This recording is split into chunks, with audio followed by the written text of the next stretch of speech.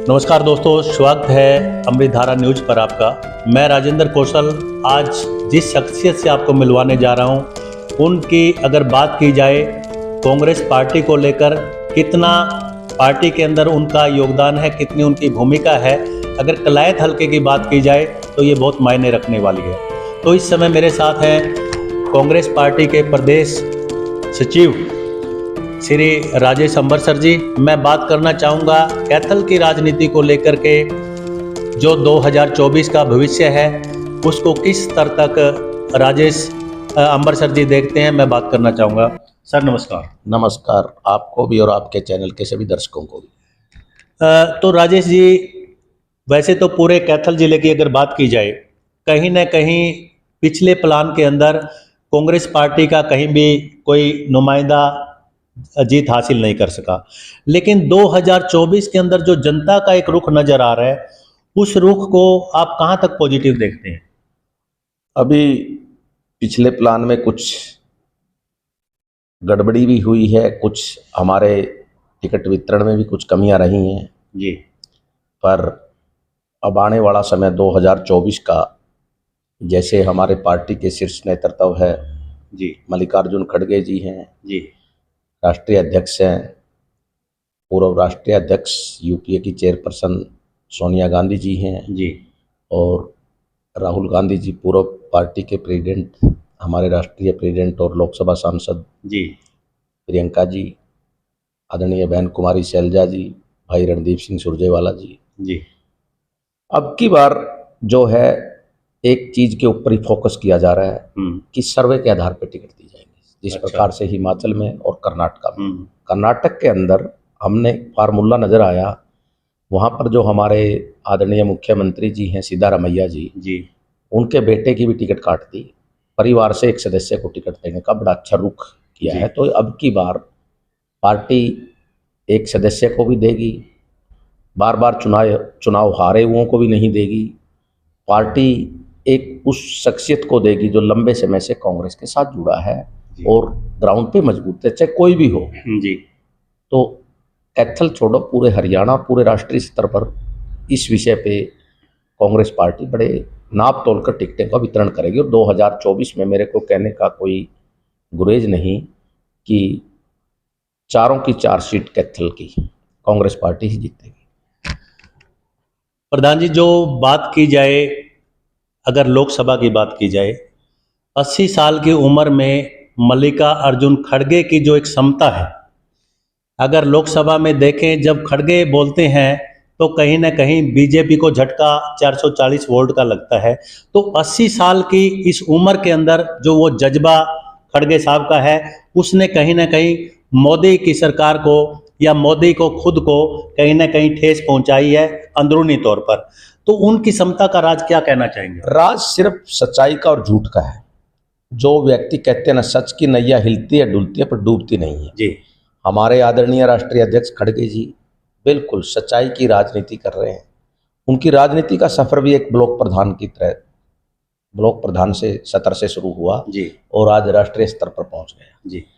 हमारे को भाजपा सरकार ने कई मुद्दों पर घेरने की कोशिश की, परिवार की पार्टी है।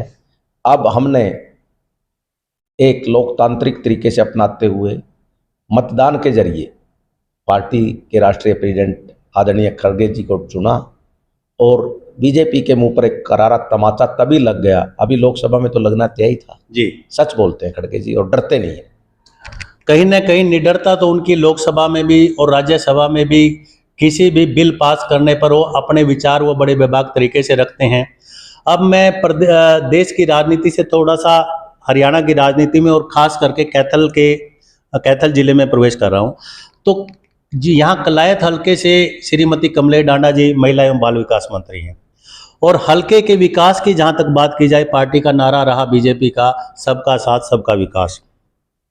ऐसे में एक मंत्री का विधानसभा क्षेत्र होने के नाते आज हमने कुछ गांव में सर्वे किया है, तो लोगों में कहीं ना कहीं एक कागजी तौर पर विकास, लोगों का मानना है कि कागजी तौर पर विकास है। अगर धरातल पर देखा जाए तो कलायत से लेके अगर आप सांगन तक की सड़क देखें, जिसमें कई गांव आपके लांबा खेड़ी, कुराड़, दुब्बड़, सिनंद, हरिपुरा, सांगन, क्योंकि हरिपुरा तक तो कलायत आ ही जाता है।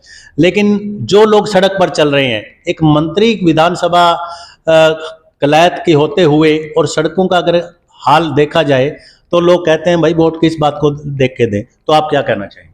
विकास के नाम पर, समान विकास के नाम पर भाजपा कलायत के अंदर जीरो है। कलायत के अंदर आपको एक बात बताना चाहता हूं मैं, आप चाहे हरिपुरा से अपने कलायत तक की सड़क का मुद्दा ले लीजिए, आप किठाना से राजुन तक की सड़क का मुद्दा ले लीजिए, आप चाहे मेन मार्गों की बात बता रहा हूँ, चाहे आप तितरम मोड़ से लेकर अपने किठाना तक की सड़क का मुद्दा ले लीजिए, चाहे आप तितरम मोड़ से हसन तक की सड़क का मुद्दा ले लीजिए, ये तो मुख्य मार्गों में काउंट होते हैं। उनके साथ ग्रामीण क्षेत्र की सभी सड़कें टूटी हुई हैं जी। और जिस भी सड़क की रिपेयर हुई है, कल हम खेड़ी सेरू में जा रहे थे तो वहाँ की सड़क, नई बनी हुई सड़क के ऊपर अभी से बजरी निकल के पड़ी हुई है। बने को कितना टाइम हुआ? मेरे को तो अभी दिखाई दीजिए, महीने पहले बनी होगी मुश्किल से, अभी से पहले उसका उखड़नी शुरू हो गई है। एक ये अभी पीछे पत्रकारों ने भी दिखाया था अपना मटोर से पिंजूपुरा वाली सड़क जी, वो किसान उसको ऐसे उखड़ उखड़ के दिखा रहे थे। कारण क्या है, भाजपा 60 और 40 के कमीशन में डूबी हुई है। तो सरकार के मुख्यमंत्री मनोहर लाल खट्टर कहते हैं कि भ्रष्टाचार का काल मनोहर लाल, तो इसको कहां तक आप उचित मानते हैं? भ्रष्टाचार का काल यानी भ्रष्टाचार का काल मुख्यमंत्री मनोहर लाल। अच्छा, ये काल साबित करते हैं भ्रष्टाचार का अंत हो गया। हाँ। मैं कहता हूं भ्रष्टाचार के लाल मनोहर लाल। अच्छा, आपने ये परिभाषा को पलट दिया है? दिया नहीं, 16 ने, इसमें कोई शक हो ना। अच्छा, मैं गारंटी देता हूं भ्रष्टाचार का लाल मनोहर लाल। तो ये तो फिर पासा उल्ट पड़ता नजर आ रहा है। पक्का ऐसे ही पड़ेगा, भी बताएगी जनता इनको आने वाले समय में। अभी आने वाले समय में इनके चिट्ठे कच्चे चिट्टे खोलेगी। ये कांग्रेस आने से थोड़े डर रहे हैं, इनको तो नहीं हो रहा है कांग्रेस आते ही तुम्हारे पेच कसेगी ना, उससे डर रहे हैं तो। अच्छा, अगली बात आती है कि ऐसी सरकार जिसमें कोई रिश्वत नहीं, बिना पर्ची बिना खर्ची बच्चे लगते हैं, सब पूरे प्रदेश के अंदर पहली बार ऐसी सरकार आई जिसमें कोई रिश्वत नहीं, जिसमें कोई सिफारिश नहीं। इस सरकार में वो पकड़ा था, वो क्या नाम है, नागर, उधर कितने 2.5-3 करोड़ रुपए तो उसमें HPSC वाला में, उसके ऑफिस में ही मिले थे पैसे इतने। तो जिसके ऑफिस में ही पैसे मिलने लग रहे हैं, भ्रष्टाचार में कहाँ से पाक साफ नजर आएंगे वो भ्रष्टाचार के मुद्दे में। मनोहर लाल खट्टर साहब कहते हैं कि अरे कोई प्रूफ तो ला के दे दो, फिर देखो मनोहर लाल भ्रष्टाचार का काल। मैं आपको एक बात बताता हूँ, आंखें देखी मक्खी खाने लग रहे हैं वो तो। मनोहर लाल जी तो आंखें देख के मक्खी खाने लग रहे हैं भाई साहब। उनके सामने HPSC का सेक्रेटरी पकड़ा जा रहा है और उनके सामने क्या नहीं हो रहा, महिलाओं का रिगार्ड नहीं कर रहे। खुद मुख्यमंत्री जी कहते हैं तुम्हारे को, वो कह रही थी ग्रामीण महिलाएं कहीं बाटला बुटला गाँव की थी, उधर शहर में चल रहा था, तो बोली कि हमारे को कुछ रोजगार के लिए गांव में छोटे उद्योग खुला दो। बोला तुमने तो अगले चंद्रयान जाएगा ना, उसमें चांद पे भेज दूंगा। तो आप ये देख लोगे कि चांद पे तो इन्होंने भेजा है। वो महिला सरपंच थी, वो बड़ी गाँव की थी शायद, उसने उसके पैरे में लत्ता दर दिया, उसने नहीं बोला इसने जेल में डालो। अरे भले कोई भी हो, चाहे कोई कितना भी बढ़िया हो, जिसको उसी को पता होगा जो परिवार को रखता है, परिवार के साथ चलता है। पत्नी को अपने पति का रिगार्ड करना चाहिए और पति को अपनी पत्नी का रिगार्ड करना चाहिए, तो तभी तो चलेगा। कहते हैं ना, गाड़ी के 2 पहिए जिसके कामयाब हैं वही जीवन के हर पहलू पर कामयाब होता है। वो ऐसा नहीं होता कि वो कहीं किसी सेवा क्षेत्र में निकल जाए, घर किसी का काबू में नहीं, और चाल पड़ाने बोला भाई मैं भी समाज सेवा करूं। समाज सेवा, चैरिटी बिगिन्स एट होम। तो मेरा ये मुद्दा है कि पहले अपने रियलिटी को पहचान कर फिर आगे बढ़ना चाहिए। बात आती है पोर्टल की।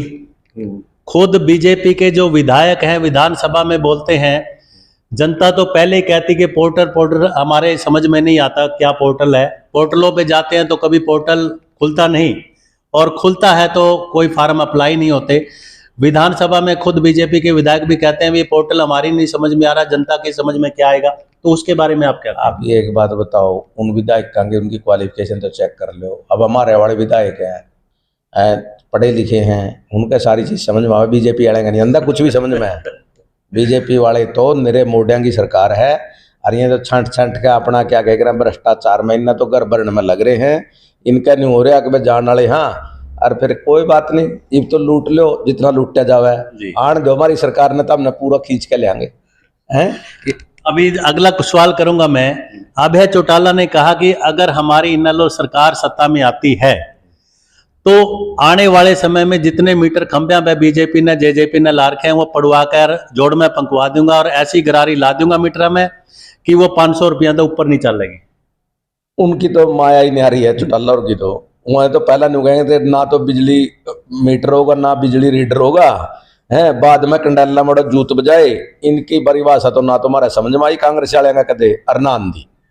अब अगली बात है कि दिल्ली में सरकार आम आदमी पार्टी, आपके पड़ोस में पंजाब में आम आदमी पार्टी, तो दोनों किनारों पर आम आदमी पार्टी और बीच में हरियाणा, तो कांग्रेस का रुख इन दोनों किनारों के बीच में क्या देखते हैं?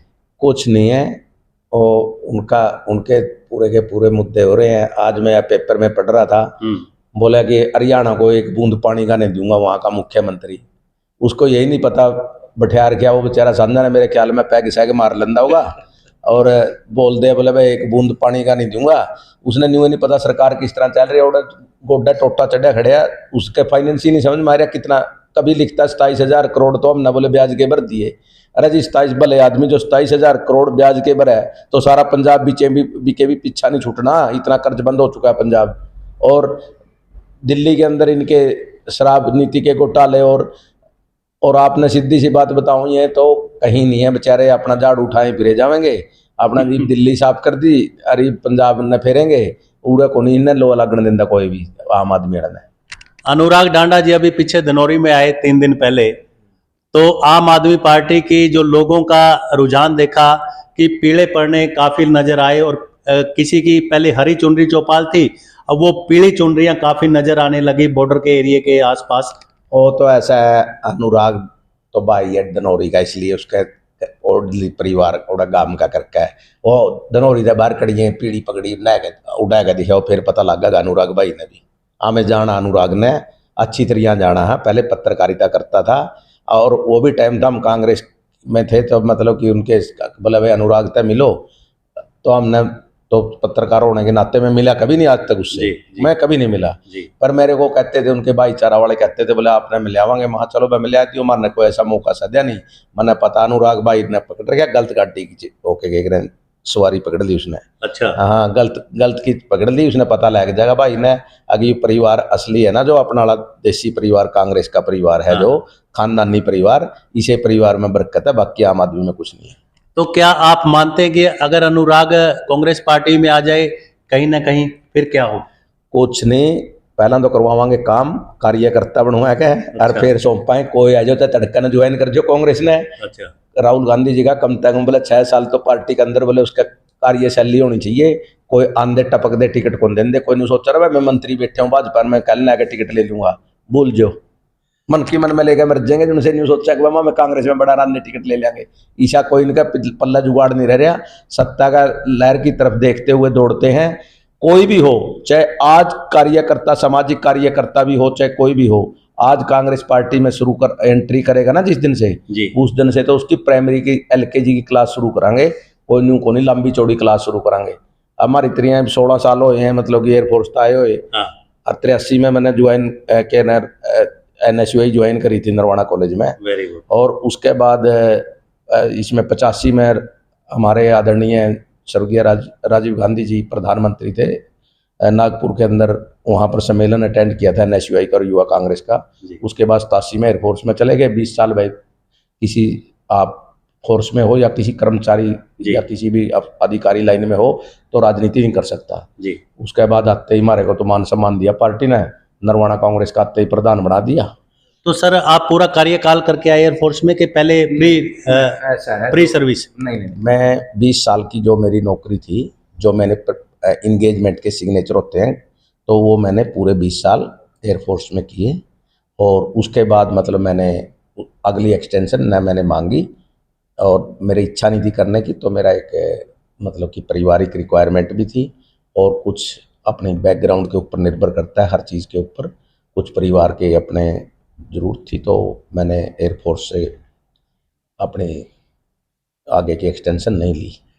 तो सर 2024 के लिए कांग्रेस पार्टी पूरी आश्वस्त है कि सरकार कांग्रेस की ही बनेगी? 100% केंद्र व प्रदेश के अंदर कांग्रेस की सरकार बनेगी, इसमें कोई दो राय नहीं। ये बाजेंगे आगे, ये चुनाव आवेंगे ना, उनमें उससे पहले पता लगन लग रहा। आप सर्वे कर लो जाके एरिया में जी। यहाँ से भ्रष्ट मुख्यमंत्री और भ्रष्ट मंत्रियों का यहाँ से पलायन होगा और यहाँ पर कांग्रेस के विधायक बनेंगे और कांग्रेस की सरकार हरियाणा और देश में बनेगी। धन्यवाद सर।